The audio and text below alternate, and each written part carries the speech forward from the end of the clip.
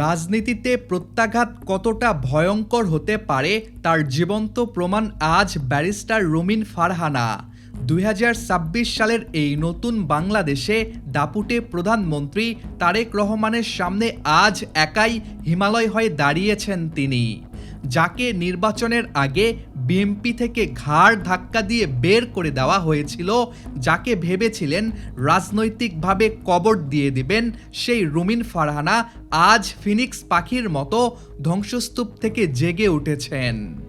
সংসদ আজ আর শান্ত নেই, কারণ সেখানে আজ কোনো অনুগত বিরোধী দল নেই, আছে এক সিংহের গর্জন। স্বতন্ত্র প্রার্থী হিসেবে বিজয়ী হয়ে রুমিন আজ সংসদে এসে তারেক রহমানের প্রতিটি সিদ্ধান্তের উপর প্রতিশোধের হাতুড়ি পেটাচ্ছেন।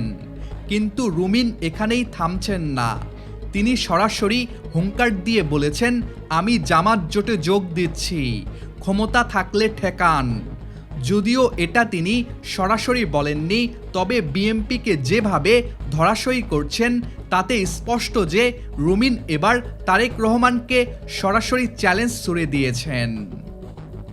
লন্ডন থেকে ফিরে তারেক রহমান যখন প্রধানমন্ত্রীর চেয়ারে বসলেন, তখন তার প্রথম বড় ভুল ছিল রুমিন ফারহানাকে দল থেকে ছুঁড়ে ফেলা। তিনি হয়তো ভেবেছিলেন রুমিন ফারহানার জনপ্রিয়তা আর আগের মতো নেই, কিন্তু তারেক রহমান বুঝতে পারেননি যে রুমিন ফারহানা কোনো ভাড়াটে নেত্রী নন, তিনি জনগণের আবেগ। নির্বাচনের ঠিক আগে যখন তাকে মনোনয়ন না দিয়ে দল থেকে বহিষ্কার করা হলো, তখন সারা দেশের মানুষ স্তম্ভিত হয়েছিল। কিন্তু রুমিন দমে যাননি। তিনি জানতেন জনগণের পালস কোথায়। স্বতন্ত্র হয়ে তিনি যে বিজয় ছিনিয়ে এনেছেন তা ছিল তারেক রহমানের অহংকারের বিরুদ্ধে এক বিরাট চপেটাঘাত। আজ সংসদে দাঁড়িয়ে তিনি যখন হাসেন, তখন সেই হাসির পেছনে থাকে এক ভয়ঙ্কর প্রতিশোধের আগুন। সংসদে আজ এক অদ্ভুত দৃশ্য দেখা যাচ্ছে। প্রধানমন্ত্রী তারেক রহমান যখন কোনো বিল পাশ করতে যান, তখন বাধার দেয়াল হয়ে দাঁড়ান রুমিন ফারহানা।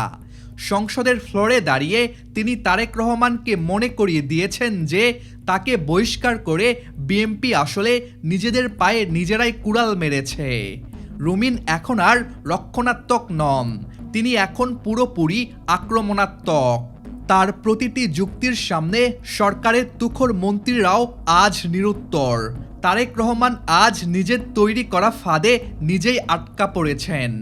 রুমিন ফারহানা প্রমাণ করেছেন যে জনগণের সমর্থন থাকলে প্রধানমন্ত্রীর ক্ষমতাও নস্যি। ভিডিওর এই পর্যায়ে আমরা এক রাজনৈতিক ভূমিকম্পের খবর দিচ্ছি। রুমিন ফারহানা আজ স্পষ্ট করে দিয়েছেন যে তার পরবর্তী ঠিকানা জামাত জোট।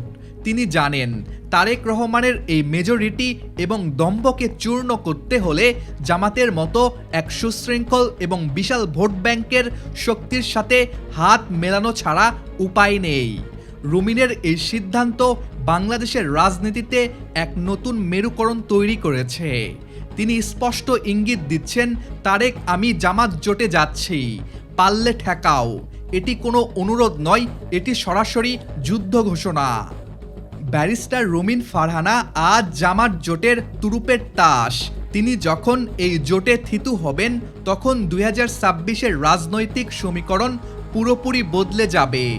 এক পাশে থাকবে তারেক রহমানের ক্ষমতার দম্ভ, আর অন্য পাশে থাকবে রুমিন ফারহানার নেতৃত্বে এক বিশাল বিদ্রোহী জনস্রোত। জামাত আজ রুমিনের কাঁধে বন্দুক রেখে বিএনপির উপর একের পর এক নিখুঁত লক্ষ্যভেদী গুলি চালাচ্ছে। তারেক রহমান আজ বুঝতে পারছেন যে রুমিন ফারহানাকে দল থেকে বের করে দেওয়া ছিল তার রাজনৈতিক জীবনের সবচেয়ে বড় স্ট্র্যাটেজিক ভুল। যারা রুমিনকে শেষ করে দিতে চেয়েছিল তারা আজ নিজেরাই অস্তিত্ব সংকটে। রুমিন ফারহানা প্রমাণ করেছেন সিংহীকে খাঁচায় বন্দি করা যায় না। রাজনীতির এমন সব হাড় কাঁপানো এবং পর্দার আড়ালের খবর পেতে আমাদের চ্যানেলটি সাবস্ক্রাইব করুন। আপনার মতামত আমাদের জন্য খুবই গুরুত্বপূর্ণ। আজ এই পর্যন্তই, দেখা হবে পরবর্তী কোনো ভিডিওতে।